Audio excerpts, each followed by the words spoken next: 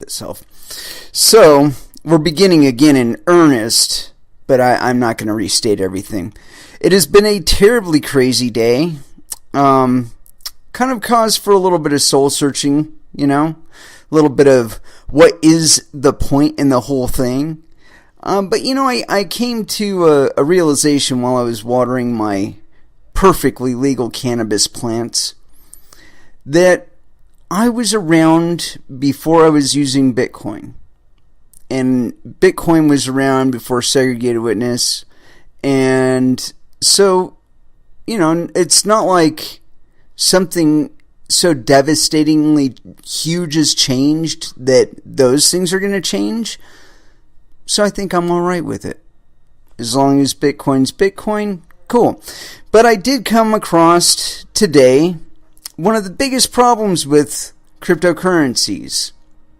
And hopefully, now that the bankers have their seg shit into Bitcoin, they'll actually bother to interface a little better with us and start handling the task of accumulating transaction fees by transacting between crypto and fiat, which should be their rightful role, which they've totally turned their nose up to for some stupid fucking reason, I'm sure.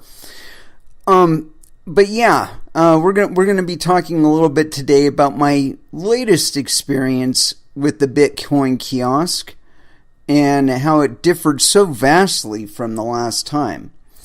And so, as far as first dance, on that point, I would like to say that I have actually accumulated a little bit of verge from the trading, and so I've decided that I need to increase the number of CDs that I have in the old lineup.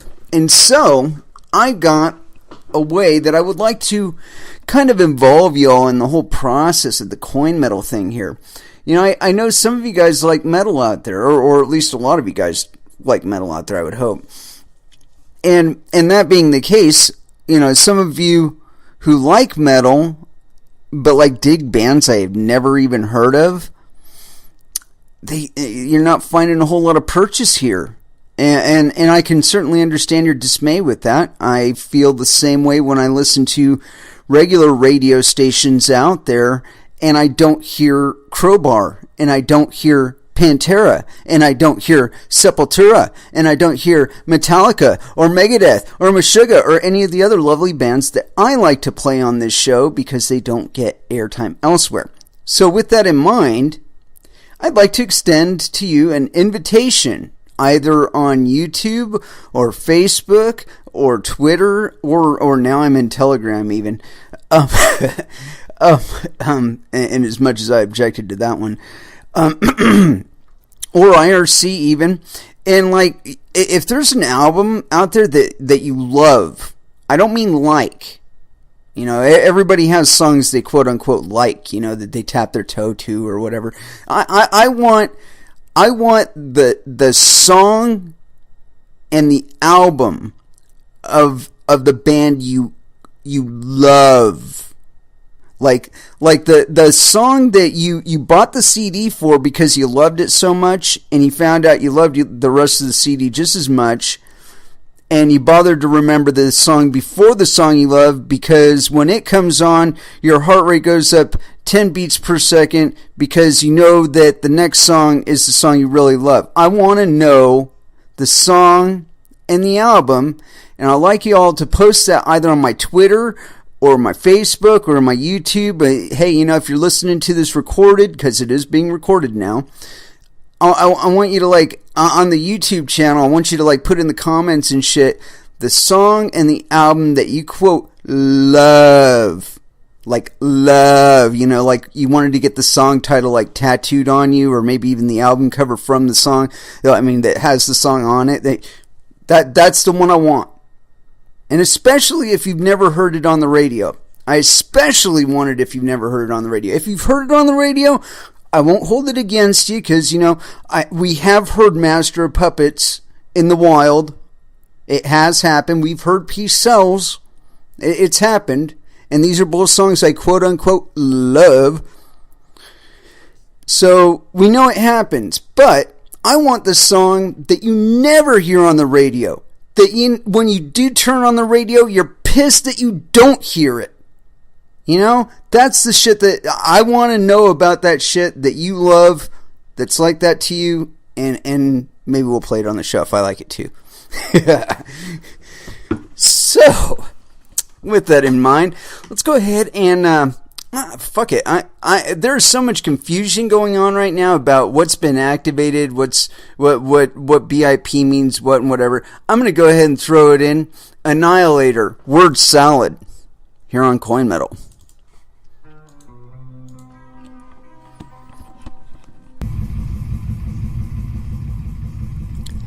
And that was Anthrax with Time. And so,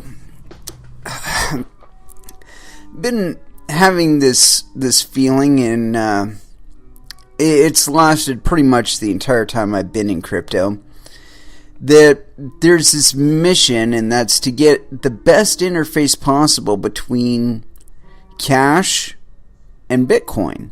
I mean, because in realistic terms, Bitcoin is like a currency from another country, you know, where it has an exchange rate for US dollars and so on and so forth.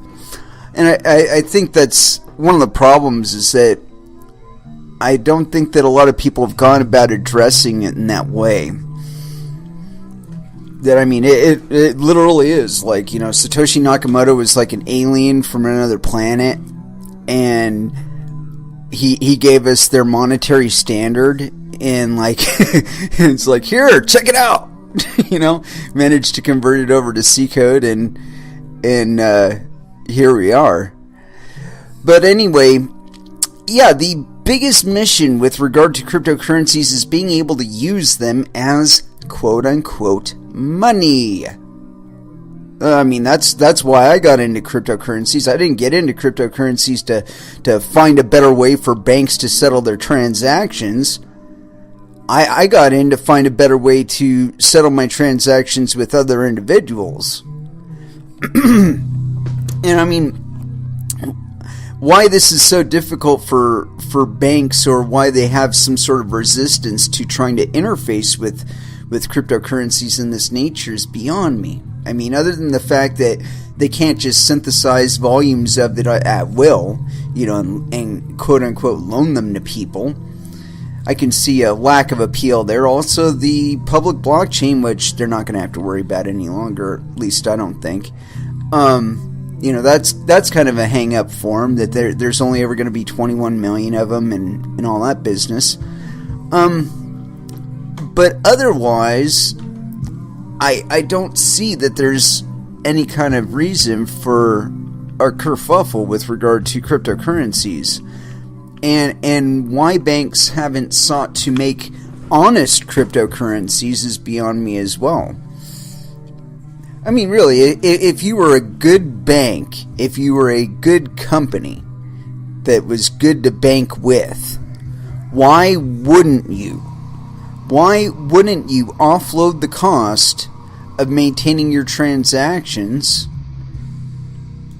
to the participants in your bank? Like, say, if you were a credit union, why wouldn't you like mine your own coin and like offer it up to everybody else to mine as well? I mean, it's not like it's going to have any dynamism that we're not already seeing out in the market. I mean, there is no safety out there. There really isn't. And you people that want to pretend like there is, or that if you put a Federal Reserve stamp on it that somehow implies safety, bullshit. You know, especially not when you've got shit like Sessions trying to reestablish federal asset forfeiture. That's I'm going to steal your shit today, and you're going to have to prove to me that you didn't gain it by illicit means. That's guilty until proven innocent. That's the exact opposite of the way that our federal system is supposed to be working.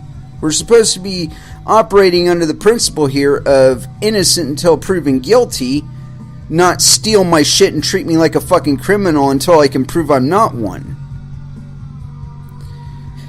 And if they do get this other the legislation, S 1241, I think it is.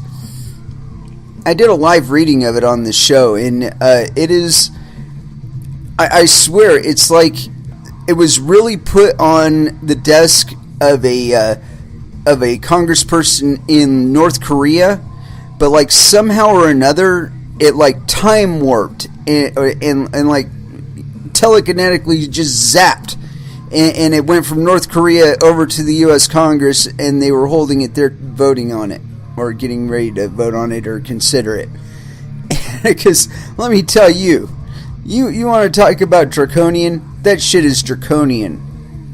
I mean, having to declare cryptocurrency funds in excess of $10,000 with the possibility that they would be able to just snake it because you couldn't prove that you legitimately earned it, or that you have some legitimate reason for having it.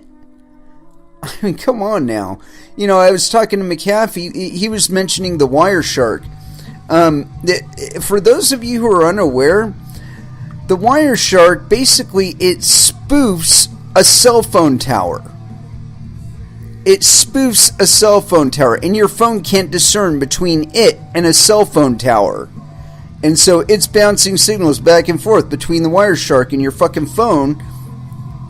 And I'm sure there's some sort of access, you know, that they're able to perform through that. But they can also monitor all of your transmissions, because they are the first receiver. They are the man in the middle in that relationship.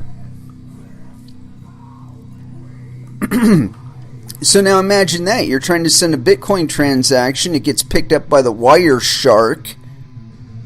He says, oh no, I don't want you to make that transaction. I want that transaction to go in my wallet. Oh, and hey, by the way, there's no witness ID on that transaction, so it might as well have been my transaction. Huh. Imagine how that happened. I don't know. I think we're in for some really fun stuff. But, you know, with regard to my own experience with moving some money from Bitcoin into fiat, this was a bit of an adventure today. Because they've made it, companies like Coinbase and all those have made it, they've made it actually very, very, very difficult to participate in cryptocurrencies. Like when I first signed up to Coinbase, like a long time ago, before they really started getting harsh on needing to know who I am, I used a bullshit phone number. And so now when they send me the fucking 2FA, because I did have 2FA set on it, I set it up with a bullshit phone number. Or I had 2FA set up on another device. I wasn't that stupid. I actually had it on a tablet. The 2FA on a tablet. But the problem is that the phone number that I associated with the Coinbase account was a bullshit phone number. Because again, identification of me wasn't that big a fucking deal to Coinbase back then. I mean, it was a big enough deal to ask for it, but it didn't have to be legit. You know, they didn't have to be able to bounce it off some fucking federal database and verify it, which they do now. You know, I mean, I know for my own experience, I was kind of sounding alarm bells when they first started in with that AML KYC bullshit, but in any case, my experience today has taught me that I'm going to search for another means of getting my Bitcoin to cash, because the Bitcoin kiosk is like the Xbox. It's rape in a box. And I paid $44 for a fucking transaction today. Can you believe that shit? $44 fucking dollars. The mission of Bitcoin is to be better than fiat, not to find out how to rape one another just like we're participating in fiat. You want to drive people away from this shit? Charge them 5% transaction fees. That's how you do that shit. That's how you convince people that it's not worth their time. It's not worth their money. Because you know what? it wasn't worth $44. I could have fucking tried to find another way to do it. I'd have like found somebody through local Bitcoins who would have charged me cheaper or something. But you fuckers, if all of you are participating like that, fuck you. You're a fucking asshole. If the fucking transaction fee is costing you less than $1 and you're charging your customer $44 for it, fuck you. Fuck you. And if I'm like off in the loony bin here with regard to, you know, transaction fees, and you guys are like, oh, I'm used to that. Well, fuck you too. The goal was to be better than cash. If you can't transact my fucking money for less than $2.50 fucking cents, you have failed me. Better than cash. Better than banks. Faster. Oh, big fucking whoop-de-doo. It clears in 20 fucking minutes. Actually, it didn't even clear in 20 minutes. Because of all this fucking kerfuffle going on with who's signaling for what, the fucking Bitcoin network took 42 minutes. And as a matter of fact, it didn't even take 42 minutes. It took like 6-7 fucking hours. And this was through Bitstamp for $44 fucking dollars. So now you have double failed me. We're talking about 18, 20 times as long as it takes to typically cover a fucking transaction, and you've ass raped me for doing it. Fuck you. I'm serious, man. I'm going to hodl my XVG until I can use it as real money. I'm not going to transfer it to Bitcoin, and I'm not going to transfer it from Bitcoin to fucking Federal Reserve notes. I'm going to hodl it as XVG, and I'm going to spend it as XVG. You watch. Because this is bullshit. It should not cost me 5% of my ass just to move some fucking money around. I mean, $44. How much is that in groceries? That's what, like at least 3-4 days worth of food right there. I mean, what you're expecting somebody who's of lower means. You know, I interacted with a few other people that were using the kiosk, and they seemed relatively happy with the whole situation. I made a couple observations, and you know what? One of them being they were both unemployed. It was kind of funny.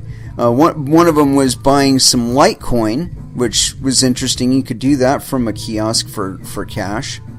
And the other was trying to buy Bitcoin, but for some reason the machine would not take her $10 bill. And that was the other thing. Oh, God. Let me tell you something. If somebody can find a median of similarity between Bitcoin users and like, I mean, other than white nerdy guys, because there are a lot of them, but I mean, like when you get to other things like musical interests or hairstyles or body shapes or nope. Although I did notice that it seemed to me that they were, I don't know. It seemed to me they were like they were pleasant enough people. But like something about appearance wise was like I don't know. I don't know how to explain it. It's like people I've never experienced while working. You know, people I've experienced while, you know, out and about and, you know, bopping about and doing my thing, but never while I'm working.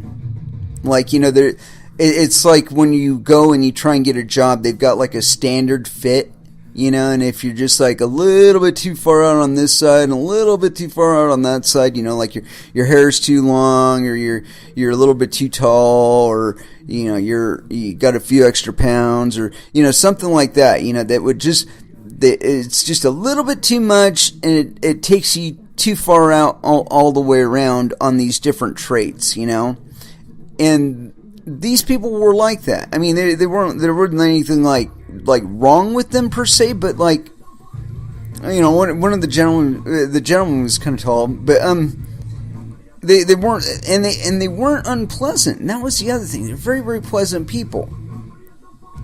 And so it's like, it's kind of tripping me out. It's like, I don't run into these people when I'm working. I'm starting to wonder about that. I'm really starting to wonder about that. Like maybe they're a signal of a kind of a new mutation in humans. The kind of people that don't give a fuck about how you dress. The kind of people that don't care about what kind of car you drive. That's not all that interesting to them, because what they're doing on their screens and what they're doing in interacting with people all over the planet is far more interesting than anything they can find in an office. And that's certainly what I find here on Radio Crypto, doing this for Verge. Anyway, we're going to go ahead and get back into some articles here. I wanted to throw down some music, but it is too early. It's too early for that. But I'm going to go into an article here, and this one's on Bitcoin News. This was written on July 22nd, 2017, which is kind of weird because is it really the 21st or is it the 22nd? Hold on a second. I had to check something out here. Because they do this occasionally where they're like ahead of us or something, and for whatever reason their shit is a little bit ahead of us. Oh, yeah. Friday, July 21st. You fuckers are... I swear, man, they're ahead of us in time, man. They're jumping from the future into the past and posting their articles. So here it is, July 22nd, 2017. Thousands of Japanese stores may suspend Bitcoin payments on August 1st. Continuing on. Let's see here. If this is actually the right... Wait. Hold on. I'm gonna scroll through this one really quick and make sure this is actually an article posted on this fucking website and not posted somewhere else and referred back to here. Okay. It looks legit. Alright, thousands of Japanese stores may suspend Bitcoin payments on August 1st. Japanese government started recognizing Bitcoin as a legal method of payment. A large and growing number of retail stores and restaurants have started accepting the cryptocurrency. However, quote, some Japanese retailers and restaurants that accept Bitcoin are considering halting transactions using the digital currency, which faces a potential split amongst competing plans for its future, according to Nikkei on Thursday. Restaurant chain Haishinru and leading electronics retail chain Bic Camera accept Bitcoin payments through Bitflyer, Japan's largest Bitcoin exchange by volume. They are both planning to stop accepting Bitcoin should Bitflyer shut down its services, the publication detailed. In addition, Nikkei reported that e-commerce site Bitcoin Mall, which accepts digital currencies, is also considering suspending Bitcoin transactions for several days, beginning on August 1st. Quote, we will rely instead on Monocoin and other virtual currencies for a while, said BitChange, the company which operates the site. Monocoin is an altcoin that has gained popularity in Japan. Announcements by Bitflyer and Coincheck. Over 5,000 retail stores and restaurants accept Bitcoin payments through either Bitflyer or Coincheck, which offer payment services for merchants. Thousands of Japanese stores may suspend Bitcoin payments August 1st. Goddamn son of a... Sorry. They had a Bitflyer flyer in the middle there. Bitflyer recently helped Bic Camera stores roll out a Bitcoin payment option nationwide. Meanwhile, Coincheck claims to have helped over 5,000 stores accept the cryptocurrency and is in the process of helping over 260,000 stores nationwide accept Bitcoin through a partnership with Recruit Lifestyle. Earlier this month, the two partners started rolling out Bitcoin payments, starting with eyeglasses retail chain Megan Super, which has 334 locations. Bitflyer posted a notice on Wednesday stating that it may halt Bitcoin deposits and withdrawals, as well as its payment services on July 31st at 10 p.m. Japan time until about August 2nd. Coincheck separately announced on Tuesday, quote, "On August 1st, 2017, we may temporarily suspend Bitcoin deposit and withdrawal for Coincheck exchange and payment services to protect user assets," more like to protect their own from double spends. "The resume date is unspecified, but we expect several hours to several days. Also, if we decide that a Bitcoin fork will not take place on August 1st, 2017, 12 a.m., the suspension of services will not happen." In other words, if they get their way with SegWit, it won't happen. Anyway, continuing on. However, on Thursday, the possibility of a network split was significantly reduced as the scaling compromise for segregated witness was locked in with a strong consensus. And just on that point, they haven't locked in anything. What they've locked in is an agreement to segregated witness 2x. Now, they've agreed to do that. Now, whether or not it stays in effect, it may, and it may not. Shenanigans aside, and people keep calling it shenanigans like it's something bad. This is the consensus process, folks. It's not supposed to be pretty, and it's not supposed to be a straight line or linear. No. I've been watching the whole fucking thing. Nobody's been playing fair. Everybody's been talking shit. It's a whole bunch of fucking divide and conquer, and you guys have dropped the ball, I think, because both groups have forgotten all about why the fuck they do this. It's not to prove who's right. It's not to prove who can piss the farthest. It's to prove that you can send cash digitally from person to person without the need for a bank or other third-party intermediary. That is the thing that we're trying to prove here. And we're still doing it in altcoins, by the way. Verge Currency isn't having this issue. Or at least I've never had this issue with Verge Currency. So, you're kind of dropping the ball here, man. I mean, if Mona Coin is picking up your fucking slack, you're fucking dropping the ball, man. Dropping the fucking ball. Because, again, it's enabling people to function without banks and governments. That's what you're supposed to be doing. If you can't do that, then what the fuck good are you? Anyway, continuing on. Coincheck announced on Friday that it is highly unlikely that Bitcoin Cash hard fork will happen around 9:20 p.m. on August 1st, 2017. In addition, on July 23rd, 2017, the event of a fork of the Bitcoin protocol may happen. Initially, it was intended to happen on August 1st, but it may happen faster than anticipated, the exchange added.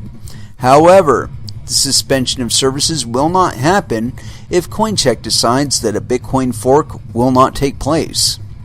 Retailers are expected to see little impact from halting Bitcoin payments since most of their business is conducted in cash or credit card, Nikkei concluded. Yeah. And so, nothing has been locked in, nothing is certain. They'll probably get segregated witness, and how it affects Bitcoin, no one will know. No one will know until it happens. People were worried about the centralization of mining in China. it's a temporary aberration. It didn't always exist in China. It's not always going to exist in China. That is, as long as we have mining. From the way it looks, probably not even going to need to be verifying transactions anymore, even if they're even bothering to do that anymore. And so, it kind of lowers the necessity for miners. They can just process all those transactions on Lightning networks and kind of get rid of all of that, Then you don't have to worry about China being the dominant.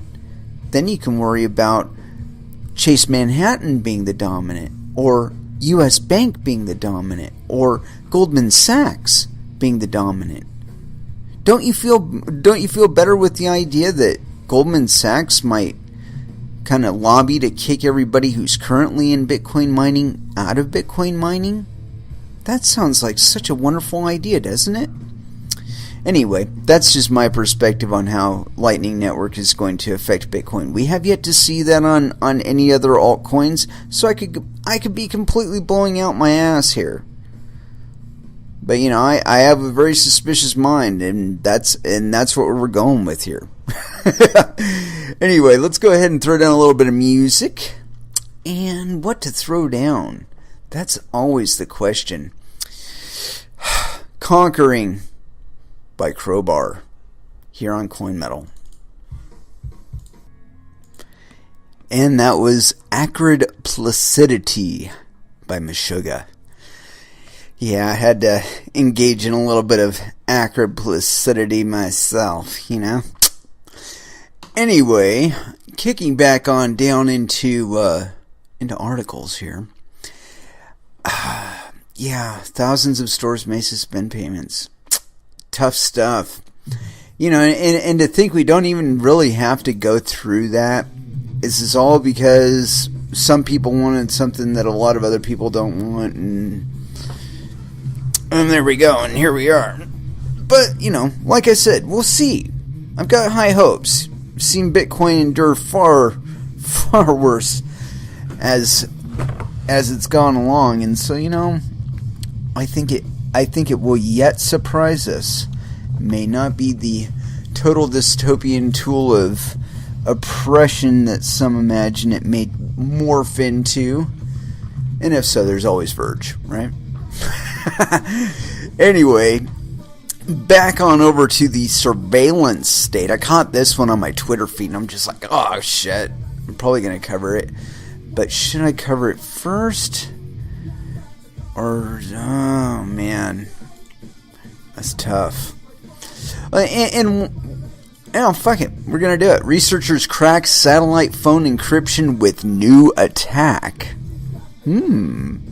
Researchers in China have found a way to crack the encryption of satellite phones in real time. The new attack the researchers discovered builds on a previous attack on satellite phone encryption that researchers from Germany discovered back in 2012. Both attacks target geomobile radio interface ciphers known as GMR-1 and GMR-2, which is what is used to encrypt satellite phone conversations that are made through providers such as ACES, ICO, Inmarsat, Skyterra, TerraStar, and Thuraya. The GMR ciphers were originally developed by European Telecommunications Standard Institute, a non-profit standardization organization. Satellite phones are often used in isolated places at high elevation and on ships at sea. ETSI is the same organization that developed the similarly insecure global system for mobile GSM cipher, which is used to encrypt transmissions for cellular phone networks. In the Chinese researchers' new paper, they describe how their attack is much faster than previous attacks on GMR encryption. Their attack consists of 3 phases, beginning with table generation, then dynamic table lookups, filtration and combination, and finally verification. Instead of using a known plaintext attack like the one the previous researchers used, the Chinese researchers reverse engineered GMR encryption from the... Oh, you sons of fucking bitches. Did you hear how far I got into this article? I mean, it's like 5 paragraphs in this fucking article, and this is actually a reference from another page. Alright, that's it. New policy. First thing I'm going to do is I'm going to scan all the way through the article to make sure that you're not fucking reposting it from somebody else's shit. Because if so, I am not going to give you the fucking credit as being the source for the fucking article. Assholes. That just fucks me all up. Alright, let's see here. Instead of the scan demonstrates... yeah, okay, here we go. Instead of using a known plaintext attack like the previous researchers used, the Chinese researchers reverse engineered GMR encryption from the output key stream. Quote, this again demonstrates that there exist serious security flaws in the GMR2 cipher, and it is crucial for the service providers to upgrade the cryptographic modules of the system in order to provide confidential communication, the Chinese researchers are reported as saying by ZDNet. Jesus Christ, another fucking referent. A spokesperson from Inmarsat said that the company had addressed the problem back in 2012, but cryptographic researchers are still warning not to trust the encryption on satellite phones. The encryption must have actually been broken well before the research from Germany came out in 2012, because intelligence agencies, militaries, and law enforcement have had the ability to intercept satellite communications for quite a while. Law enforcement and hackers can use devices to intercept satellite phones as well, similar to the way they can intercept cellular phone traffic through the use of IMSI catchers. We're going to click on that because we did... I was mistaken previously. It wasn't the Wireshark. That's a packet catcher. The one I was talking about was called a Stingray. And that's basically like a... it's like a mobile cell phone tower spoofer.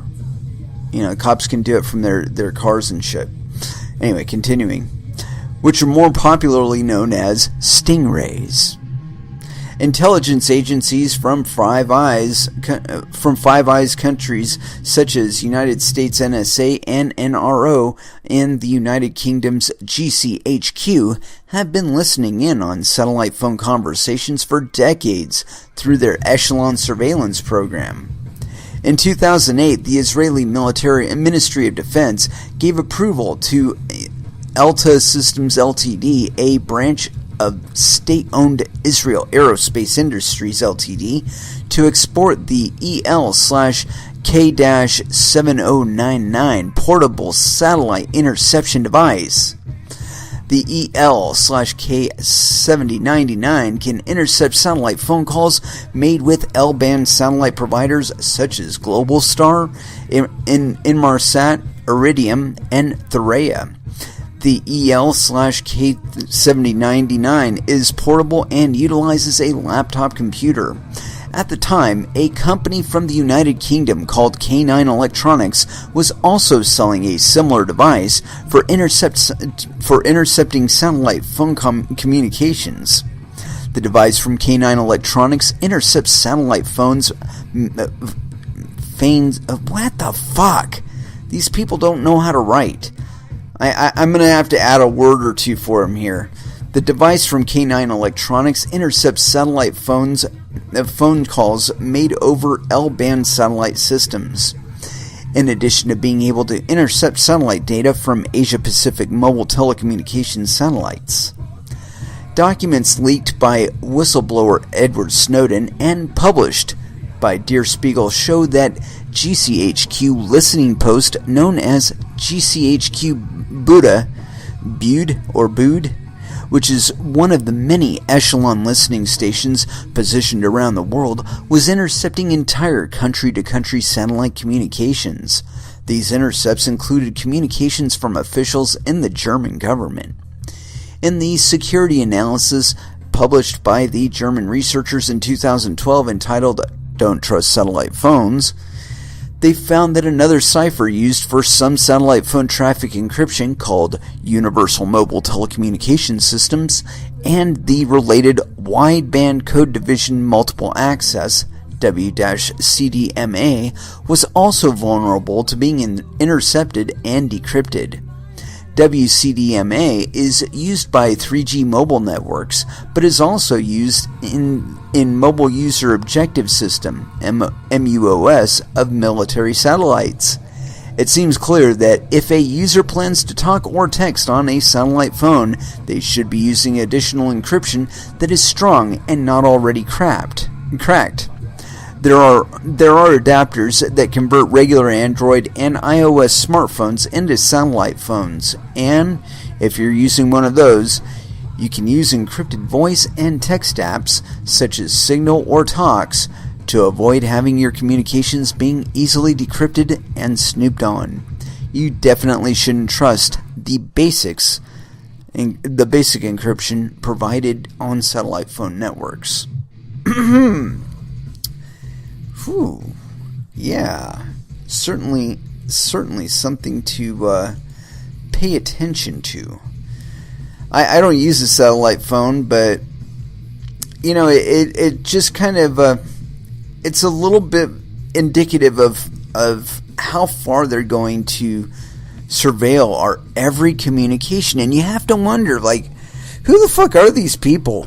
I mean, that they fear the average person making a phone call and having a conversation. And I mean, really, why should so much of what we do talk about be considered potentially law-breaking that we need to worry about people actually spying on our communications?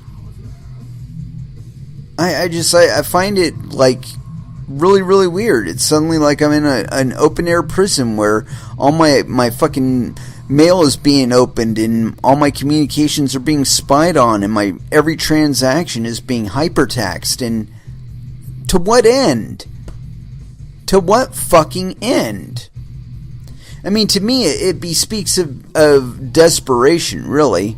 You know, they've been kind of doing a global war on terror, or war with terror, or war sponsoring terrorism, or I don't know what anymore. I've read enough articles to indicate that we're involved in pretty much every aspect of it, and at some points we've got our own people fighting on our own people, and it's all fucking goofy.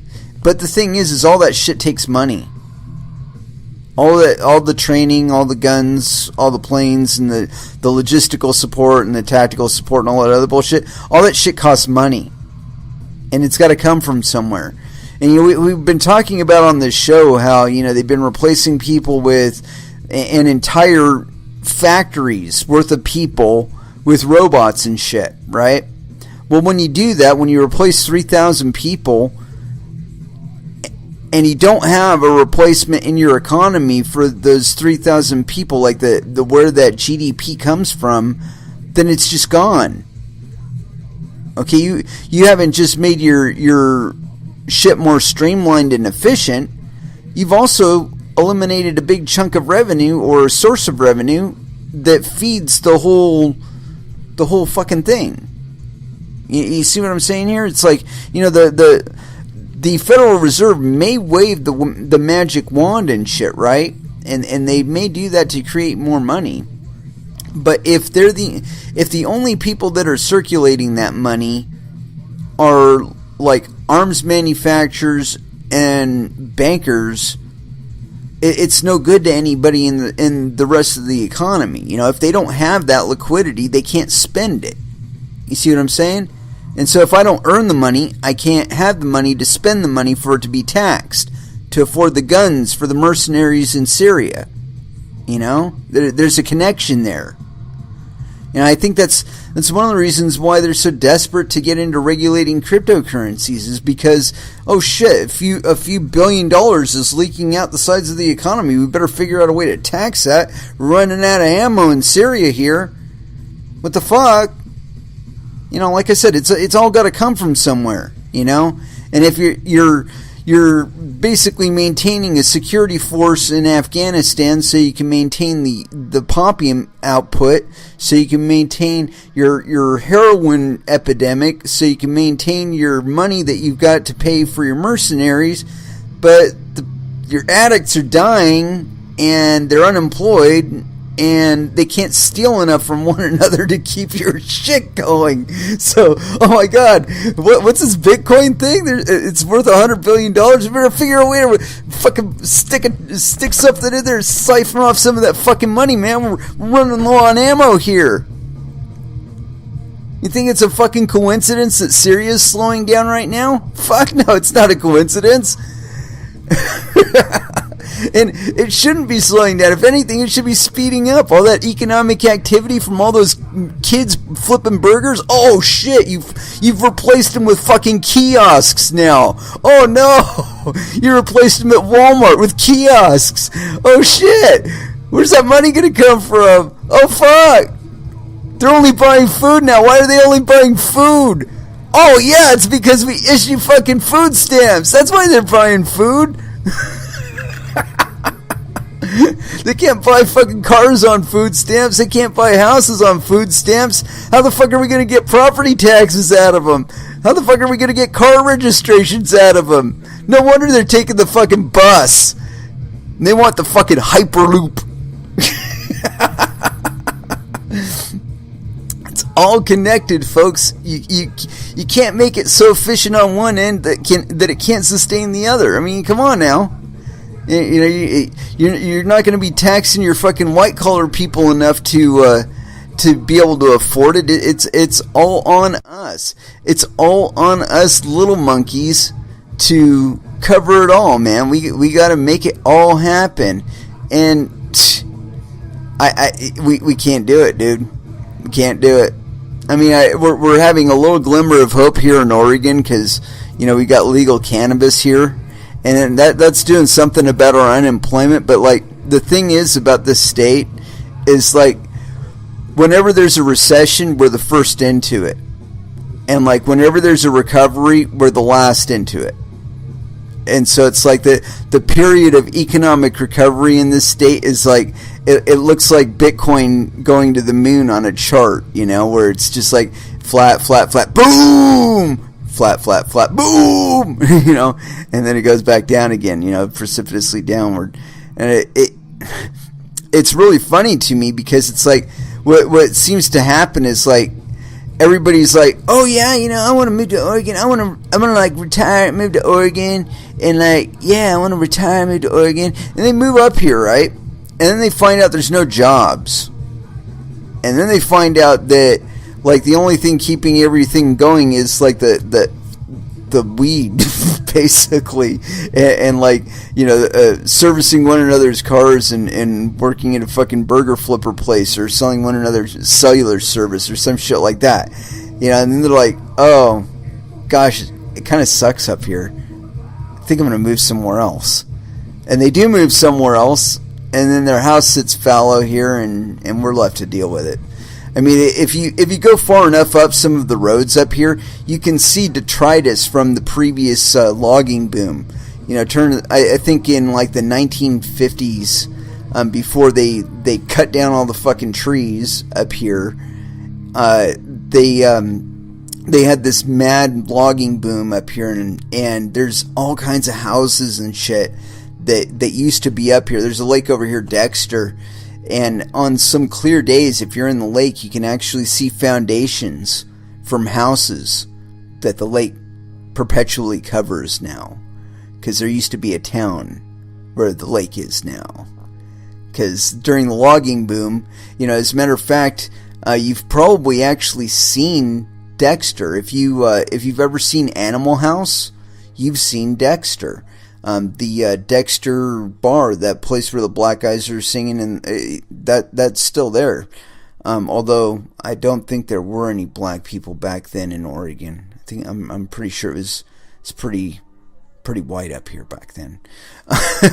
But in any case, that was on the backside of that logging boom, and at that time there were like 2 million people up here, which was quite a lot of people. Anyway, but yeah, it's little fluctuations like that happen. They go up and they go down. And right now, weed is like the only thing keeping our economy going right now. We haven't quite hit saturation yet. And it's funny because we've hit a point now where the regulatory burden is so onerous that the average person cannot get into it. You know, paying for licenses and all that bullshit, it's such a pain in the ass that the average person can't get into it. But there's no lack of weed here. I mean, everybody that I talk to that isn't working in a dispensary is like, dude, there's so much weed up here. I can hardly give my shit away. You know, but there's a disconnect there because they're not in with the dispensaries. And so the dispensaries, for whatever reason, they don't have access to that supply. And again, it's because of regulatory overburden. It's not because these people don't produce good stuff. Because, you know what, I've gone to the dispensaries, and shit, I grow better shit than I see in the fucking dispensaries. So, you know, what's that really tell you? Is, to me, it says that the people that know better are staying out of the market. They're like, the state isn't entitled to 20% of my fucking annual gross. Fuck you. I didn't operate under those conditions last year. I'm not going to operate under those conditions this year. And you know, the bad part about it is that for their lack of participation in that market, the market suffers. You know, because the quality of their product is so much better than the stuff that you find at the dispensaries. You know, the stuff at the dispensary, what that is some guy that lives in Arizona or Delaware or Utah or Oklahoma doesn't have any access to cannabis there, but they've got shit tons of money. And so they send somebody out here to get residency here and get them all licensed up and get a card on their property and all that crap and get a license so they can grow commercially. And they hardly know, they're staffed with people that hardly know what they're doing, but you know they're able to pass the qualifications of not having any drug sentences on their record or anything like that. And so the people that they've got there, they don't know what they're doing, and so they fuck up. You know, they'll get a batch of half decent stuff out, but they had to spray for bugs like 3 days before they harvested, and so they fail when their shit goes to the lab for contaminants. And it's a good thing that this stuff doesn't make it out to the market, but because of the regulatory burden that stopped people that knew what they were doing from getting to the market now suffers. Because those people that know what they're doing, they know how to cycle their fucking pesticides, and they know better than to fucking spray pesticides during the last week of harvest. They just harvest early and cut their fucking losses, get it over with. But, you know, somebody who doesn't know what they're doing will hold over for we got to let it ripen for another extra day or so, but we got to do something about the bugs now or they're going to fucking eat it all.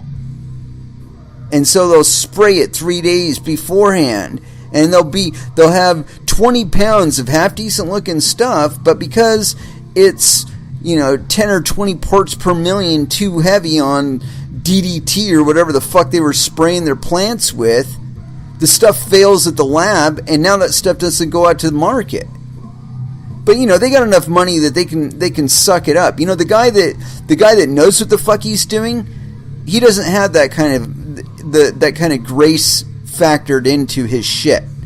He got rid of that clumsiness within the first 5 years of his fucking growing, or he's not growing anymore. You know, they don't tend to ride their budgets really tight. But they don't allow for that kind of fudge factor. Nobody I know, no self-respecting cannabis grower would pull that kind of shit. But of course, these people aren't self-respecting cannabis growers. They hardly know what the fuck they were doing. Last year, they grew a plant in their garage. This year, they're growing 250 plants for their fucking uncle in Utah.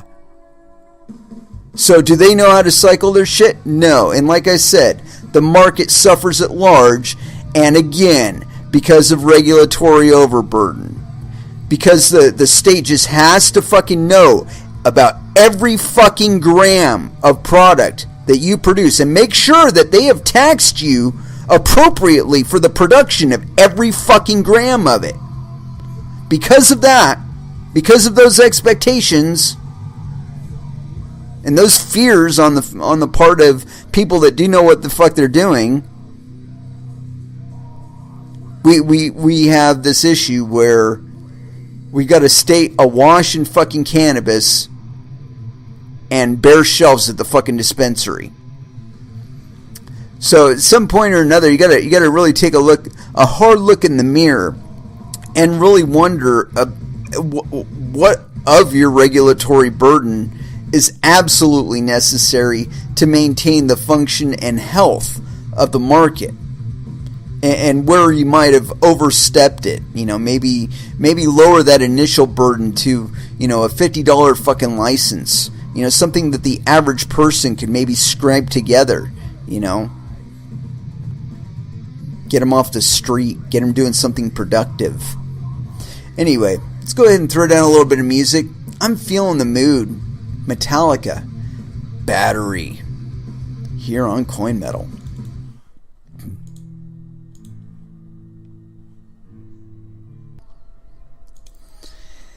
A little bit of nin there. Oh, that's what oh shit. As a matter of fact, I still got it copyable. What's his face? Mad Bitcoins is on Twitter here, and he was asking for recommendations, and so I for karaoke, and I put Rio Grande Blood in there, but that's not really appropriate for karaoke, I don't think. But this one, I'm gonna put in here. They always have this one in there, and I'm gonna put up Closer. Can you imagine that? Mad Bitcoin singing Closer to people in a bar. But funny enough, I found this out the hard way, that or the easy way. It could have been the easy way. You never know without asking. So I asked the karaoke DJ. I'm like, "You wouldn't happen to have any Nine Inch Nails, would you?" And he's like, "As a matter of fact, I do. Which song would you like?" I'm like, "You're kidding me. You have like a lot of their stuff?" And he's like, "No, yeah, I got a lot." And I'm like, "It's got to be Closer." And so, yeah, he went along with it. And it turned out really cool. And so, yeah, I got to write this to Thomas here. Sing it loud, yes. Yes, definitely sing it loud. Nine Inch Nails. Do it. Do it. Man, I want to see video of that. I had to put in there. I want video too. Yeah, here we go. I want video proof. I want video confirmation. Jesus Christ, I can't even spell right now. Damn you. No.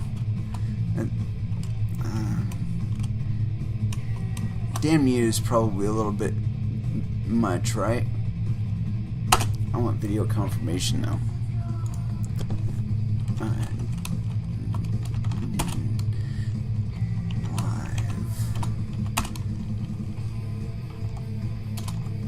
Mad Bitcoins. I don't know if you've ever watched his show. It's usually very interesting, and fairly informative. I will give him that too. Anyway, going back into the Stingray stuff, because I noticed this article along with the last one, and seeing as we are on the subject of public connivery with stingrays, Fourth Amendment violation on wheels. This one's on deep.web.com. Harpooning the stingray. How to detect and avoid IMSI catchers that spy on cellular phones and internet. And this one is posted by Divided by Zero, April 15th, 2017. And here we go. Across the world of law enforcement agencies, intelligence agencies, and militaries are deploying technology known as IMSI catchers. This technology enables government to conduct mass surveillance of cellular phone and internet activity, intercepting both metadata and content. These cell site simulators also provide the ability to track the location of all mobile devices in the area and the ability to hack or jam cell phone and internet services on mobile devices.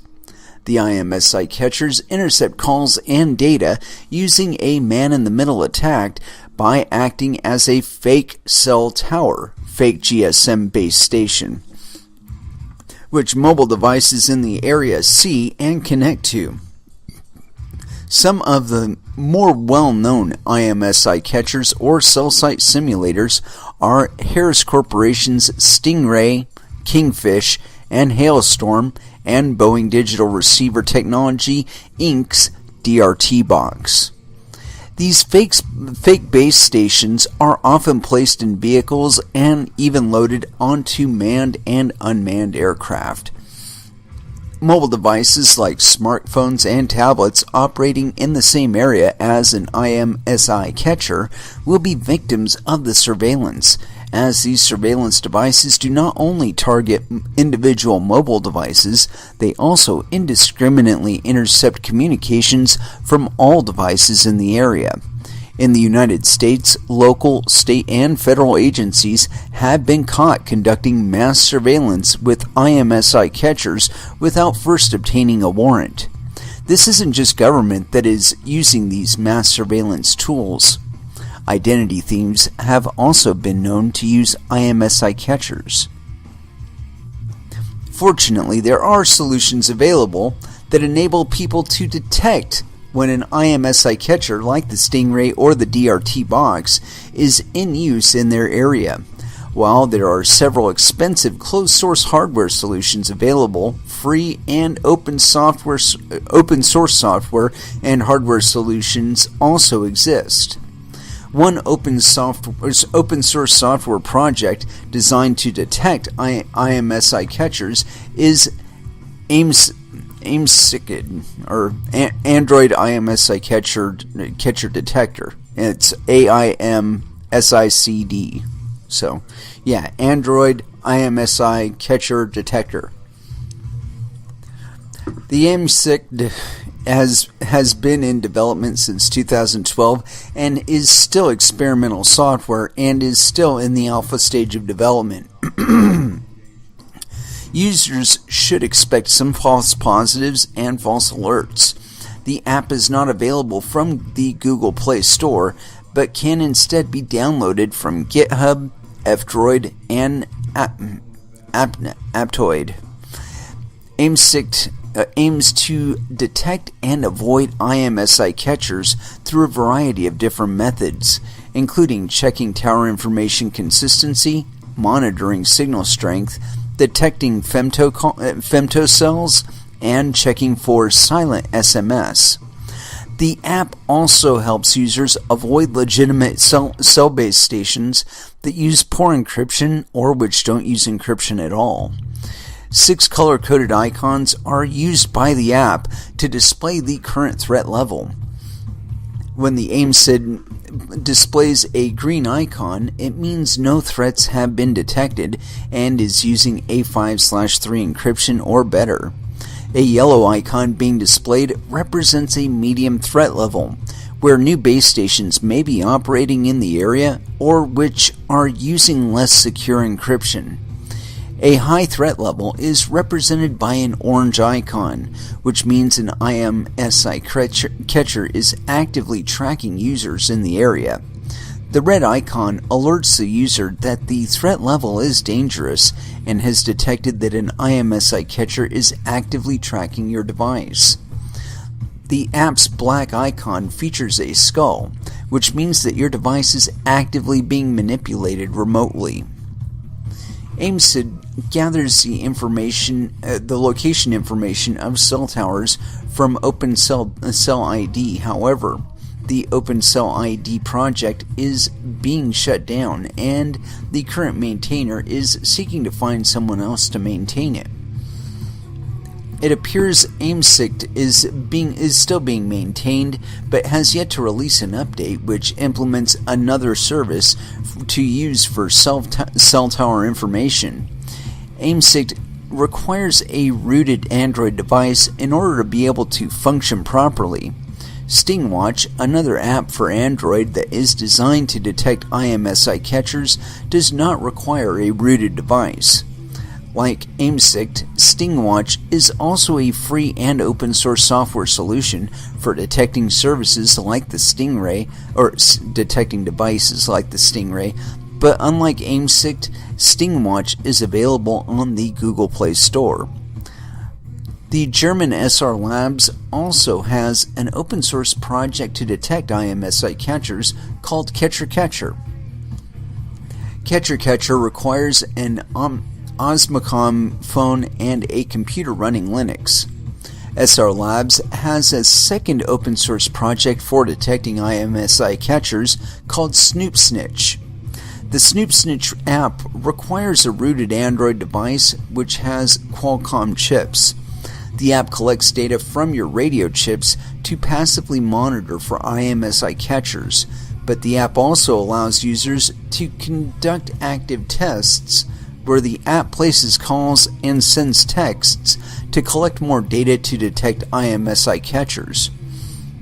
It is recommended that you run an active test once or twice a month per location being tested. SnoopSnitch can detect IMSI catchers on the device only, or can also upload some of the data it collects to SnoopSnitch's server to help analyze the data. Users concerned with privacy may want to go into setting and choose not to share data with SnoopSnitch's servers. SnoopSnitch is available on the Google Play Store, F-Droid on the SR Labs website. Other projects to detect IMSI catchers are out there, but many are no longer maintained or never fully worked in the first place. Another solution for users who want protection from IMSI catchers is Devasive Pro, a proprietary app which is not free, developed by cybersecurity pioneer John McAfee. Devasive Pro includes Stingray Shield, which allows users to lock down their phones, radio transmitters, and receivers. Another step users can take to keep their cellular communications private is to use encrypted communications apps like Signal and Tox, and to use a VPN or Tor to encrypt their cellular internet traffic. While IMSI catchers will still intercept data packets, they will be encrypted and prevent the attacker from gaining access to the content of your communications. Privacy activists and legislators are also fighting back against this massive violation of privacy rights across the country by pushing to pass legislation at the local and state levels to require warrants for the use of IMSI catchers, or to ban their use, or to provide citizen oversight over the use of such surveillance technology. You know what I see with that? Somebody made a legislator aware of the fact that their information can be seized just as easily as yours can. And I'm sure that scares the bejesus out of them. It's like, oh my God, the 15-year-old that sent me a picture of her snatch is going to get me in trouble here. Somebody's going to catch that information on my cell phone and completely fuck my career over. I feel threatened. I better do something about it. Dude, it's already too late. It's already too late. They got your entire fucking digital life since like 2002, 2003 stored in a bunker in fucking Utah in that big NSA data dump center they've got. You know, I thought about this when I first read Storage's information. When they first came out, I was thinking about it. I'm like, okay, so it's based on storage, right? So wouldn't it make sense to go to the NSA and say, hey, you know that big data center you got over there in Utah? we could monetize that shit. some of that idle time you got, we can occupy that and monetize, baby, monetize. Anyway, I'm feeling the need a little more music for the evening. Fuck it, a little Pantera here. Cowboys from Hell, here on Coin Metal.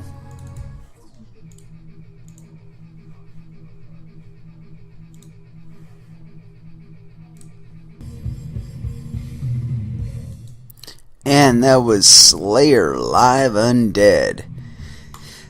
Everybody needs a little Slayer in their life, you know? Kind of get you through those tough times. Kind of feeling down. Need a little inspirato, you know? Something to get the old heart kicking. In any case, we've got a few articles up coming into our last hour here. And I'm trying to get everything straightened out again. I had everything all set here a moment ago. And then I went and clicked on some links people sent me, which I really appreciate, by the way. But, like, you know, sometimes I had some stuff up and then some new stuff up and then, But we are going to get to it. And the first one, I'd like to give some prompts out. This was from one of the people in our Telegram. Let's see here. No, that wasn't it. It was just right above that. Here it is. This is from Sam. And this is on briarproject.org. Darknet Messenger releases beta, passes security audit. And this is posted on July 21st, 2017. And no mention of who the author is, so we cannot tell whether they have a penis. Anyway, continuing. After extensive private beta tests, the public beta of Briar was released today.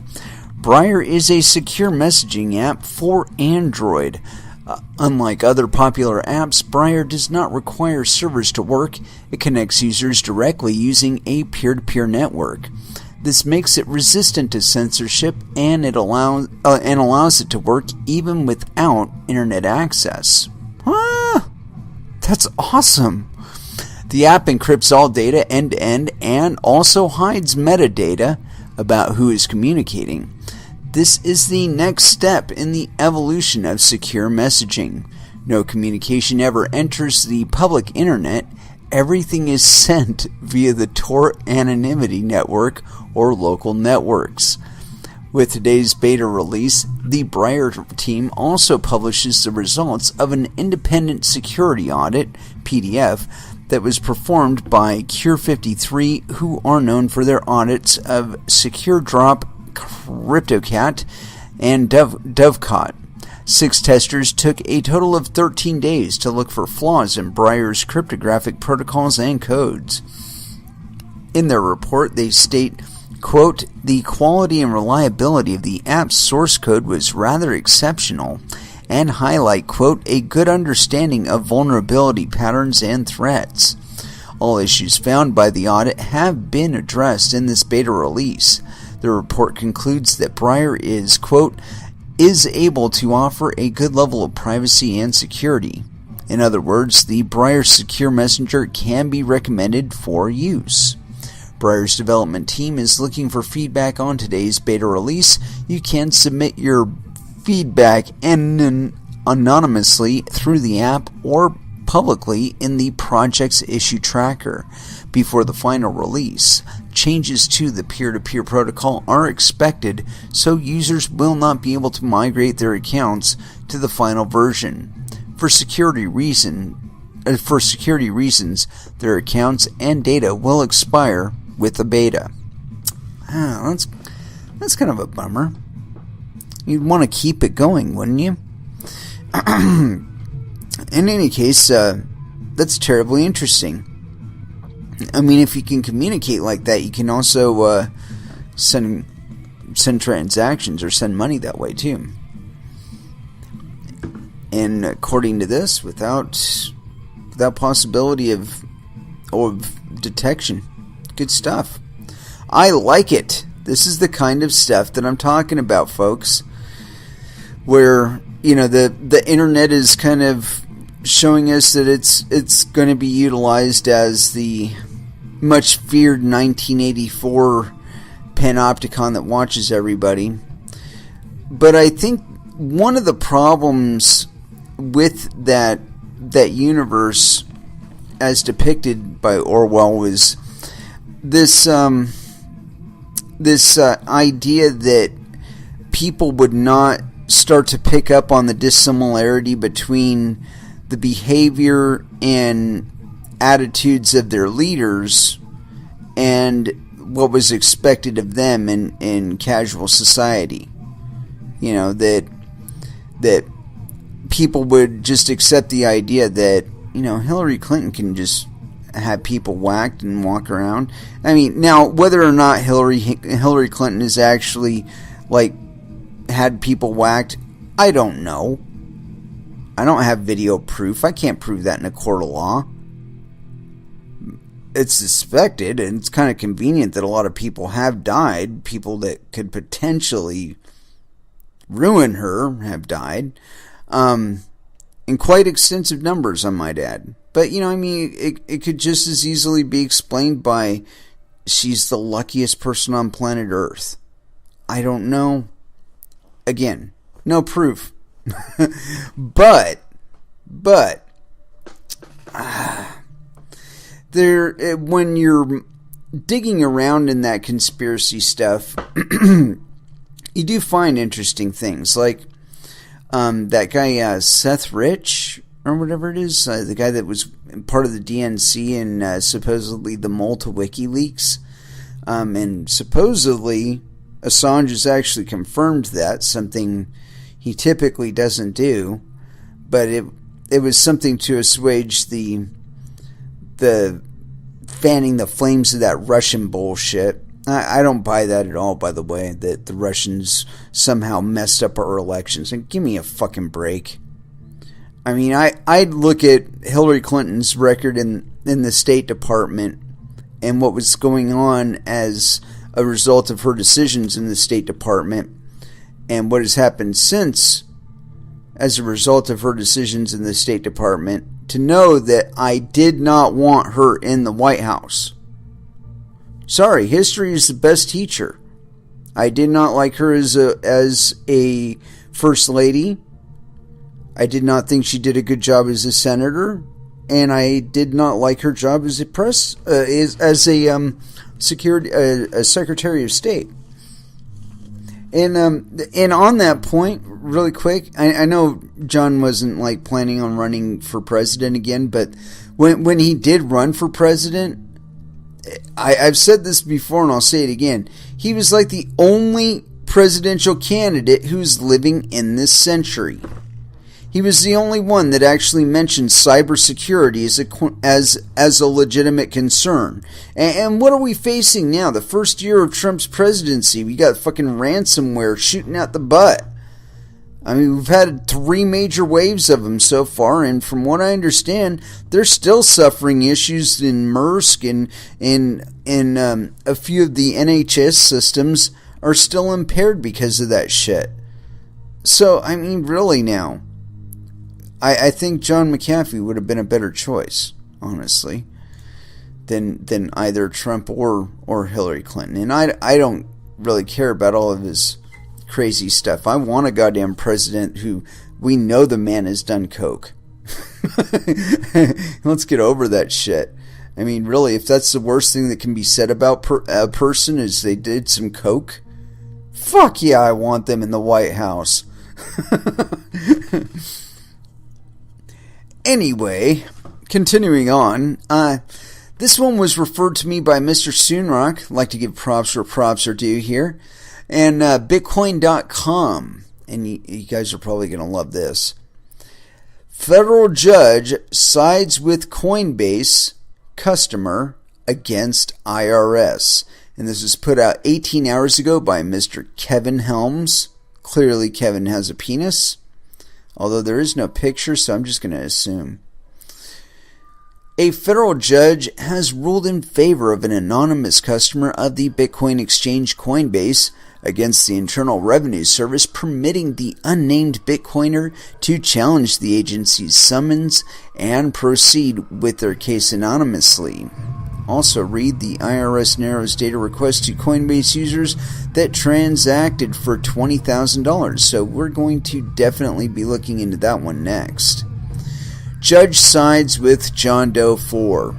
U.S. Magistrate Judge Jacqueline Corley of the Northern District of California has ruled in favor of Coinbase customer known as John Doe 4 against the Internal Revenue Service. In the 12-page court order, which we may in fact go into instead. I mean, 12 pages, how big can that be? Well, it's not very big. We might go into that next. But we're going to order that before the next Bitcoin article. Alright. Continuing on. The judge grants Doe 4's motions to intervene as of right and permissively. Motions to intervene as of right and permissively. Wow, I have no idea how that. I must have messed that up somehow. These interventions are provided for by Federal Rules of Civil Procedure 24. Fortune summarizes. The judge agreed to let an anonymous customer known only as John Doe 4 challenge the IRS's power to enforce a sweeping summons it served on the San Francisco-based Coinbase last year for customer records. The case of John Doe 1, 2, 3, and 4. The case began on November 17th of 2016 with the IRS's petition to serve a, quote, John Doe administrative summons on Coinbase Inc., which was granted on November 30th of 2016. The following month, Coinbase's customer Jeffrey K. Burns filed a motion to intervene and quash the summons, prompting the agency to withdraw its request for his information. In early January, Coinbase then moved to intervene and quash the summons or for a protective order, limiting its scope. In May, Coinbase customers known anonymously as John Doe 1, 2, and 3 also filed motions to intervene and quash the summons. This month, the IRS filed a notice that it had narrowed the documents it seeks to obtain via the summons, the court document describes. In Tuesday's court order, the court grants the stipulation to substitute Doe 4 for Doe 1, 2, and for Doe 1 and 2, and to permit John Doe 4 to proceed anonymously. In addition, the IRS no longer seeks records belonging to Doe 1 and 2, while Doe 4's Coinbase records are covered by the narrowed summons. Doe 3 has not offered any evidence that his records are covered by the narrowed subpoena, so his motion to intervene is denied without prejudice. From the beginning, the agency's investigation, quote, has drawn fire from Coinbase and others who claim the agency's demands to ensnare too many people and involve too much information, Fortune described, adding that, quote, in her ruling, U.S. Magistrate Judge Jacqueline Corley strongly agreed and declared the scope of the IRS request is unprecedented. Yeah. Unprecedented isn't the word. Absolutely ludicrous. But anyway, let's dive into this fucking summons or whatever, this motion business. Sorry, I'm not much for titles of legal stuff. As far as I'm concerned, the state of California and the federal government have no jurisdiction over Bitcoin. It's an international currency. Anyway, continuing. This one is case 317-CB-01431-JSC, document 40, filed 7/18/17, page 1 of 12. United States is the plaintiff versus Coinbase Inc., the defendant. This is for the United States District Court, Northern District of California.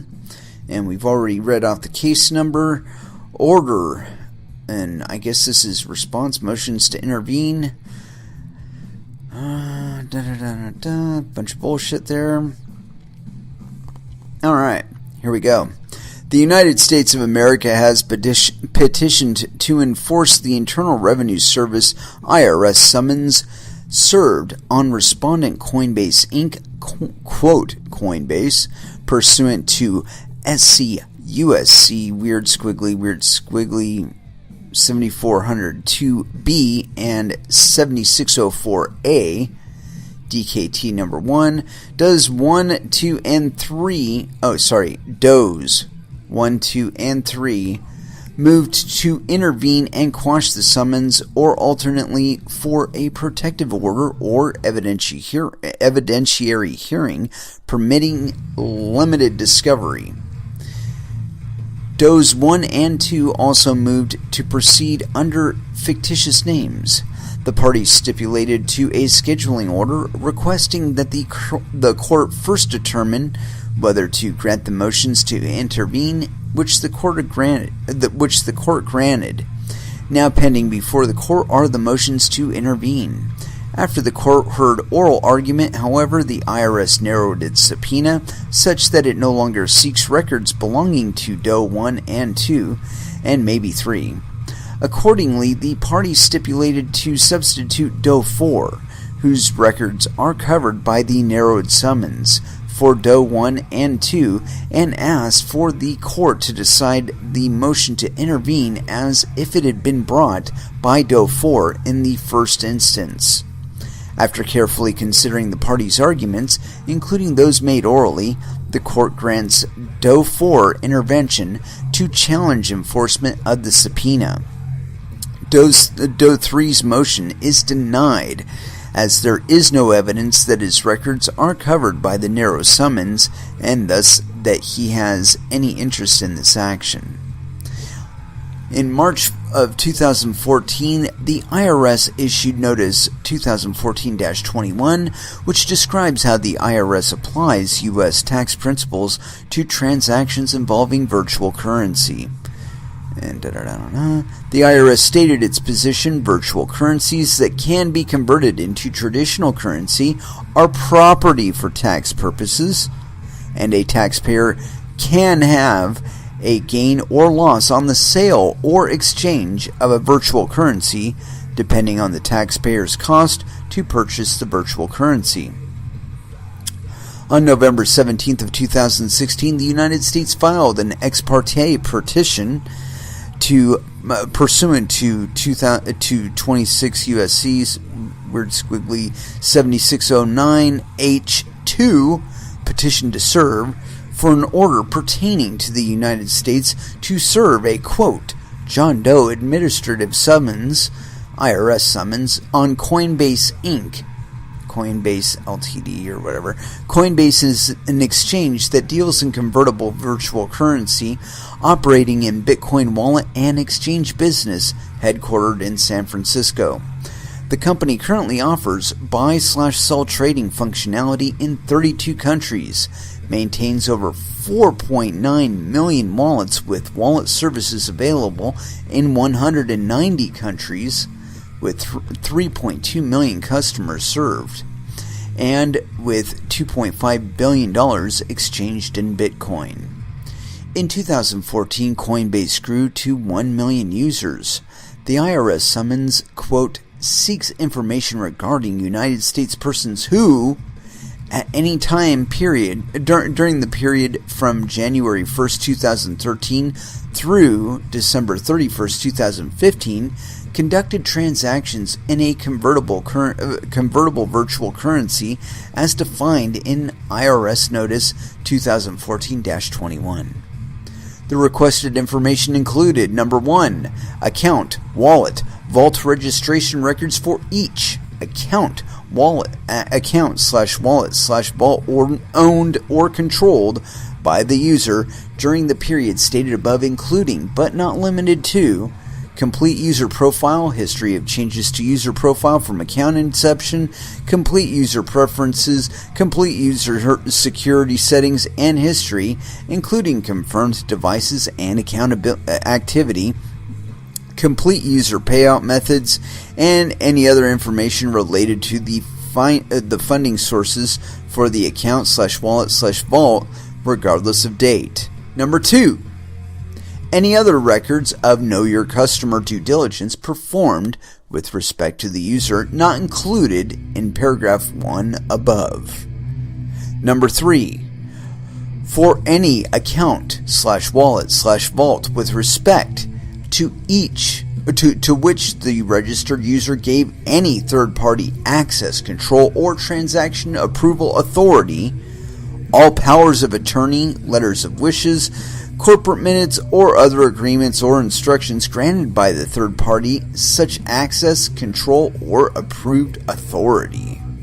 Number 4, all records of account/wallet/vault activity, including transaction logs or other records identifying the date, amount, and type of transaction, purchase/sale/exchange, the post-transaction balance, the names or other identifiers of counterparties to the transaction, requests or instructions to send or receive Bitcoin, and where counterparties transact through their own Coinbase accounts, wallets, vaults, all available information identifying the users of such accounts and their contact information.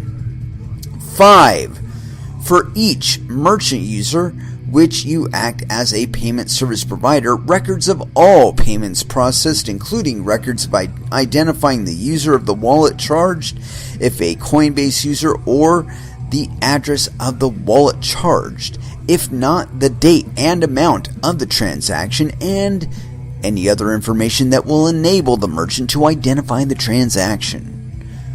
Number 6, all correspondence between Coinbase and the user or any third party with access to the account/wallet/vault pertaining to the account/wallet/vault, including but not limited to letters, memoranda, telegrams, telexes, facsimiles, email, letters of instruction, and memoranda of telephone or oral instructions received. Number 7, all periodic statements of account or invoices, or the equivalent. 8, all records of payments to or from the user by checks or wire or other electronic transfer, ACH transaction, PayPal transfer, credit or debit card transaction, money order transfer to or from other digital currency wallet address, or any other method, including records reflecting the form, manner, nature, and purpose of such payment, including but not limited to ABA routing numbers and other routing information, payment instructions, and any and all invoices, billing statements, receipts, or other documents memorializing and describing such transaction. Number 9, all exception reports produced by your AML system and all records of investigation of such exception.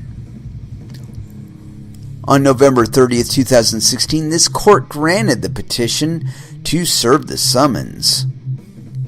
The following month, a Coinbase customer, Jeffrey K. Burns, filed a motion to intervene and quash the summons, or alternatively, for a protective order or evidentiary hearing.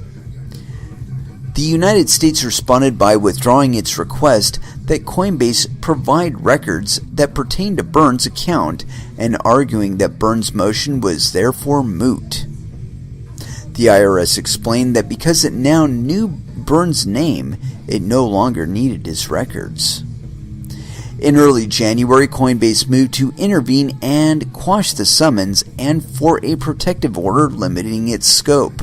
The United States subsequently initiated this current action to enforce the IRS summons. Shortly thereafter, Burns and Coinbase withdrew their motions to quash. The court then related the petition to serve action to this petition to enforce action. Rather than issue an order to show cause to Coinbase to show cause why the summons should not be enforced, the court directed the United States and Coinbase to submit a proposed briefing schedule on enforcement of the summons. On Monday, 15th, 2017, John Doe 1 and 2 moved to intervene and to quash the IRS summons and to proceed in this action anonymously. On May 24th, Doe 3 filed a motion seeking the same relief as Doe 1 and 2. The Coinbase account information of Doe 1 and 2 and 3 was subject to the original IRS summons because they are 1. U.S. citizens, 2. Registered users of Coinbase, and 3. Conducted transactions in a convertible virtual currency using Coinbase during the period January 1st, 2013 through December 31st, 2015. Thereafter, all parties, including the proposed intervenors, stipulated to a briefing schedule regarding the enforcement of the IRS subpoena. The schedule includes the proposed intervenors should the court grant their motions to intervene. Following oral argument on the intervention motions, the IRS filed a notice that it had narrowed the documents it seeks to obtain via the summons. In particular, it now seeks information for users with at least the equivalent of $20 in any one transaction type. $20,000 in any one transaction type. Buy, sell, send, or receive. Oh, sorry, man. I get a little bit yawny when I get into this verbose stuff. Anyway, continuing here. I'm going to restart that sentence. In particular, it now seeks information for users with at least the equivalent of $20,000 in any one transaction type.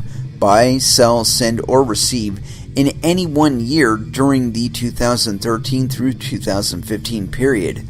Further, the IRS does not seek records for users which Coinbase filed forms 1099-K during this period, or for users whose identity is known to the IRS.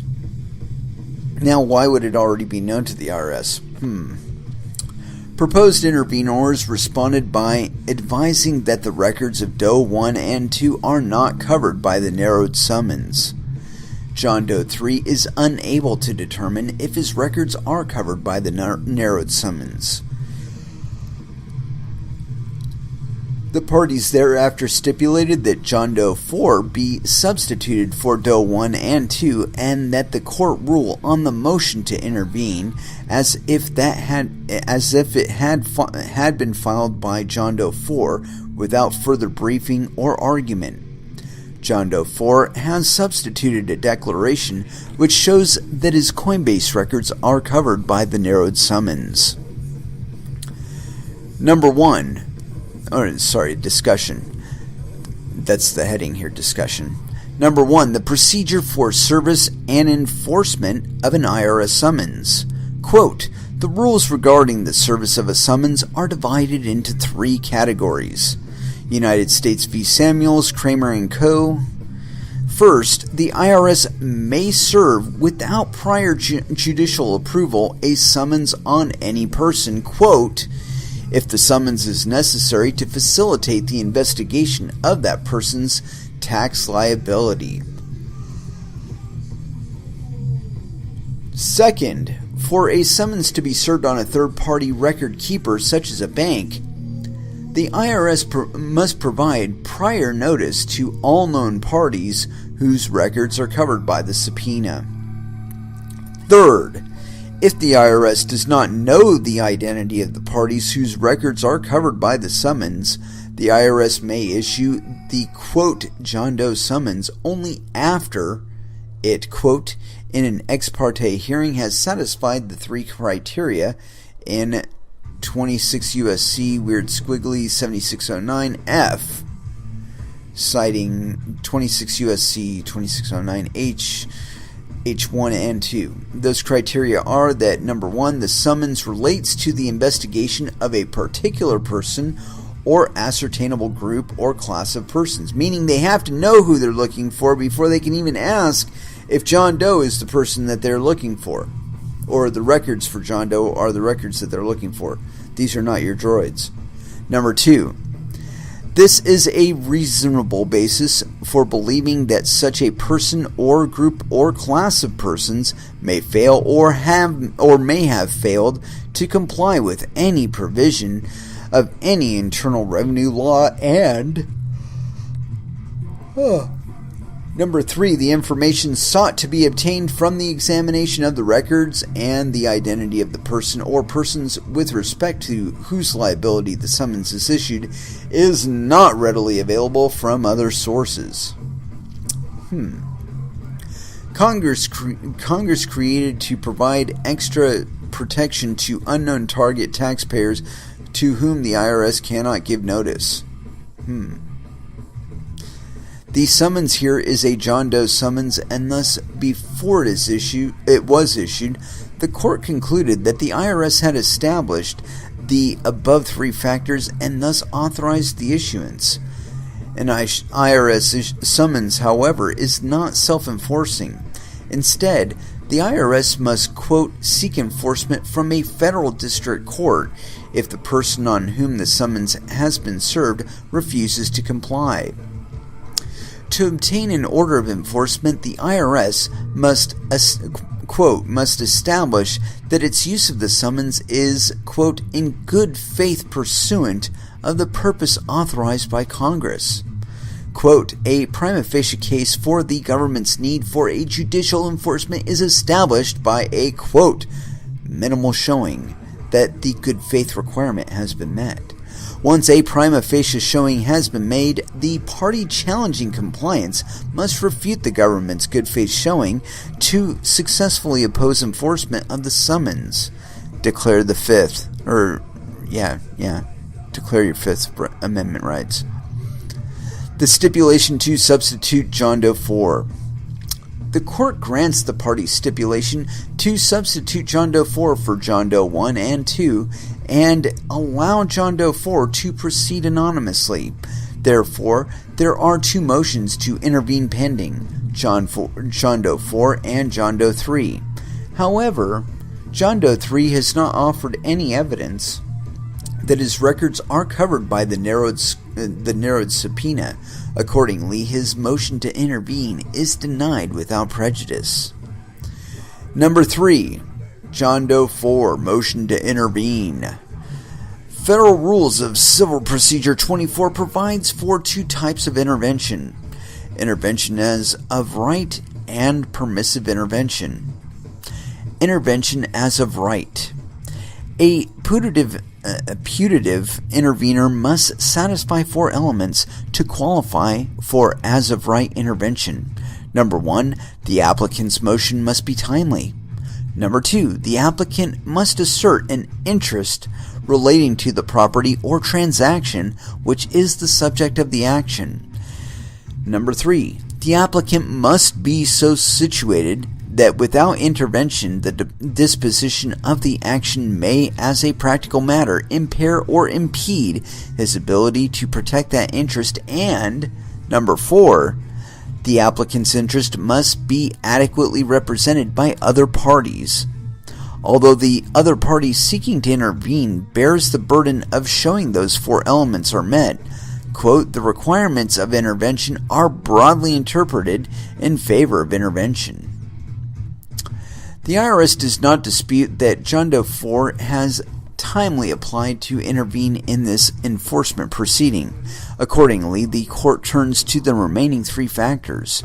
Number 1, John Doe 4 has a property or transaction interest that is the subject of the action.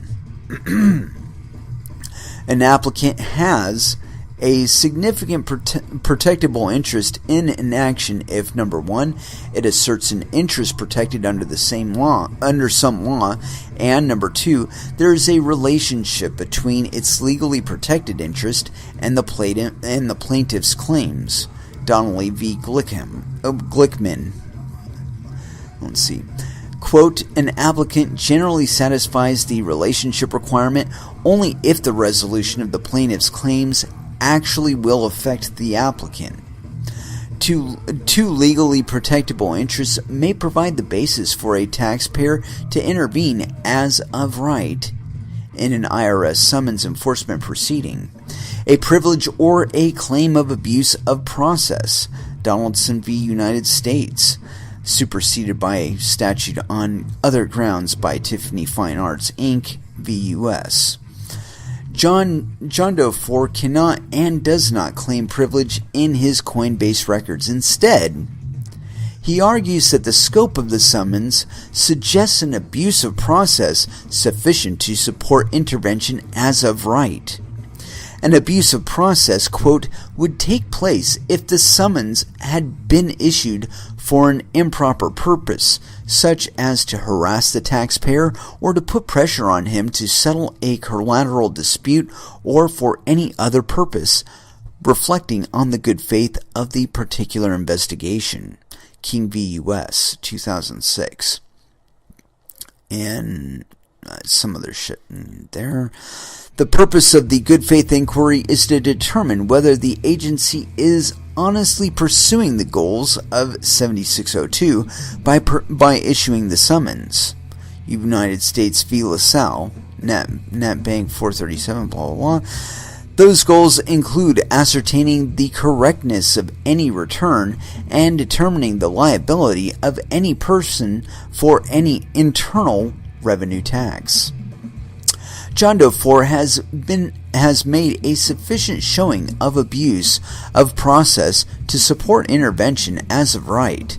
The original IRS summons seeks documentation regarding all of the transactions of any United States user who created a Coinbase account during the calendar years 2013, 2014, and 2015. As of 2014, Coinbase had 1 million users. Thus, the IRS seeks broad data on likely hundreds of thousands of users. These records include complete user profiles, including user payment methods, records of Coinbase's due diligence on their customers, powers of attorney, complete user security settings and history, include confirmed devices and account activity, among other documents. And by the way, if you were a hacker, that'd be some really fucking useful information, don't you think? The IRS offers no explanation as to how the IRS can legitimately use most of these millions of records on hundreds of thousands of users. Instead, it claims that as long as it has substituted a declaration from the IRS agent, it has submitted a declaration from an IRS agent that the IRS is, quote, conducting an investigation to determine the identity and correct federal income tax liability of United States persons who conducted transactions in a virtual currency during 2013-2015, the court must find that the summons does not involve an abuse of process. It contends that, quote, there seems to be a substantial gap between the number of people transacting in virtual currency, for which tax consequences might attach, and those who are reporting such transactions. But that argument proves too much. Under that reasoning, the IRS could request bank records for every United States customer from every bank branch in the United States because it is well known that tax liabilities in general are underreported and such records might turn up tax liabilities. Oh, and by the way, you know what else that might turn up? It might turn up that Wells Fargo created 5 million fraudulent accounts in the name of their own customers. Yeah, it might have revealed that shit too. Really fucking convenient that they don't bother to investigate that, huh? It is thus no surprise that the IRS cannot cite a single case that supports such broad discretion to obtain the records of every bank account holding American. While the narrowed summons may seek many fewer records, the parties agreed to have the court decide the motion on the original record, and so it has. The IRS also argues that because this court issued the summons pursuant to 15 U.S.C. 7609, that John Doe 4 does not have a protectable interest. It contends that Congress has somehow decided that only the direct subject of the summons may challenge the government's good faith, even though it is the proposed intervener's bank records that are also at issue. The IRS is correct as to any motion to intervene to challenge the issuance of the John Doe summons in the first instance. See United States v. Samuels, Kramer & Co., blah, blah, blah. But the court is not persuaded that John Doe 4 does not have a protectable interest in the enforcement proceeding. There is nothing in the John Doe summons procedure adopted by Congress to provide protections to those whom the IRS could not give notice that suggests that when the John Doe nonetheless learns of a summons from other means, the John Doe has no interest in challenging the enforcement of that summons. The government's assertion that to do so would place an undue burden on the IRS's legitimate use of John Doe summons makes no sense. All that is being addressed here is the proposed intervener's right to intervene in a proceeding that is already taking place. Moreover, as the IRS concedes, if it knew of the applicant's identity, it would have to give the applicant notice, and the applicant would have the opportunity to challenge the enforcement.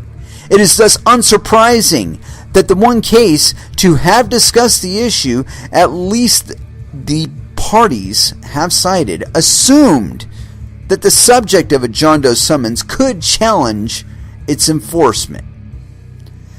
The IRS's lament that John Doe 4 is merely trying to shield its identity is likewise unavailing. First, the IRS has consented to its proceeding as a John Doe. Second, John Doe 4 has offered to reveal its identity provided the government agrees not to then withdraw the summons as to its records and thus moot its interest in this proceeding. But the government has apparently refused that offer and instead wishes the court to resolve enforcement of the summons without ever hearing from the very people whose records the IRS seeks. The court declines to proceed in that manner. John Doe 4 has a protectable interest in this enforcement proceeding. Number 2. John Doe 4's interests will be impaired by the disposition of this action. A. Party has a sufficient interest for the intervention purposes if it will suffer a practical impairment of its interests as a result of the pending litigation. California X, blah, blah, blah. Blah, blah, blah. C for biological diversity, da-da-da-da-da. We followed the guidance of Rule 24 Advisory Committee notes that state that if an absentee would be substantially affected in a practical sense by the determination made in an action, he should, as a general rule, be entitled to intervene. Here, the practical impairment to John 4 is clear. The IRS will possess its personal information and other transaction history on the Coinbase platform. Number 3. John Doe 4's interests are not adequately represented by other parties. The requirement of inadequacy of representation is satisfied if the applicant shows that representation of its interests may be inadequate and that the burden of making this showing is minimal. And a bunch of court citings there. Courts consider three factors. Number one, whether the interest of a present party is such that it will undoubtedly make all of the proposed intervener's arguments. Number two, whether the present party is capable and willing to make such arguments. And number three, whether a proposed intervener would offer any necessary input to the proceedings that other parties would neglect. The court may also find that a proposed intervener's interests are not adequately represented where the intervenor would bring a perspective none of the other parties to the litigation have. Here, Coinbase has a financial interest as a company to ensure that the IRS investigation does not negatively impact its financial profits or its valuation. John Doe 4, on the other hand, has a personal interest in the very documents the IRS seeks. Because of their different interests, Coinbase and John Doe 4 may have different approach as to a proper resolution of this enforcement action. For the reasons discussed above, John Doe 4 has a right to intervene. B. Permissive intervention. An applicant who requests permissive intervention must prove that it meets three threshold requirements. Number one, it shares a common question of law or fact with the main action. Number two, its motion is timely. And number three, the court has an independent basis for jurisdiction over the applicant's claims. Donnelly v. Glickman, 159, blah, blah, blah, Ninth Circuit, citation omitted. For both as of right and permissive intervention, courts generally construe Rule 24 liberally in favor of intervention. See cohorts, blah, blah, blah. As discussed earlier, the parties agree the motion is timely. The court now turns to the two remaining factors, whether there is a common question of law or fact, and whether the court has an independent basis for jurisdiction over John Doe 4's claims. Jurisdiction over the claims. Number one, permissive intervention first requires that independent grounds for jurisdiction, freedom from religion, found in v. Geithner, blah, blah, Saintner, blah. And what page are we on? We're on 11 of 12. Excellent. Permissive intervention's jurisdictional requirement is primarily concerned with avoiding the inappropriate expansion of the district court's jurisdiction. For instance, in a diversity case, a proposed intervenor may not use permissive intervention, quote, to gain a federal forum for state law claims over which the district court would not otherwise have jurisdiction. In federal question cases, however, the, quote, the district court's jurisdiction is grounded in the federal questions raised by the plaintiff, and the requirement does not apply when the proposed intervener is not raising new claims. Here, the court has federal question jurisdiction as the federal government's petition was filed pursuant to 26 U.S.C. sections 7402, 7609, and 7609A. John Doe 4 has not asserted any state law claims, and the court disagrees that 26 U.S.C. 7609F somehow divests the court of jurisdiction to hear John Doe 4's challenge to enforcement for reasons explained above. Accordingly, jurisdiction is proper. Number 2. Common question of law or fact. The final factor, quote, requires only that the proposed intervener's claim or defense and the main action have a question of law or fact in common. And whether the IRS summons is enforced, and if so, the extent of the enforcement is a question of law that Coinbase and John Doe 4 have in common. Number 3, no undue delay or prejudice. If the proposed intervener meets the required elements, then the court has broad discretion to grant or deny the motion, but must consider whether intervention will unduly delay the main action or will unfairly prejudice the existing parties. The IRS argues that the proceedings will be delayed due to future discovery. Future discovery will be granted only if it's appropriate. If it is appropriate, it will not be unduly. Alright, so conclusion. The court grants the stipulation to substitute John Doe 4 for John Doe 1 and 2, and to permit John Doe 4 to proceed anonymously. The court grants John Doe 4's motions to intervene as of right and permissively. The court denies without prejudice John Doe 3's motion to intervene. This order disposes of docket numbers 10, 12, 14, 17, 19, and 39. It is so ordered. July 18th, 2017. Jacqueline Scott Cornley. Excellent. Very, very interesting. Very, very in-depth. Good stuff. Yeah, I agree wholeheartedly, and I think the IRS's case is complete bupkis. I mean, they just said, give us all your fucking records. And then they narrowed it in scope and said, give us all your fucking records of everybody who's transacted over $20,000 in any one time. Fuck you. I mean, really, that's just bullshit. That's just bullshit. And then to try and argue that it's not within the court's discretion, the federal court's discretion. I mean, it's an IRS case. It's a federal. It's within the federal jurisdiction. I mean, the IRS is a department of the federal government. They're the plaintiff in the case. So yeah, definitely federal.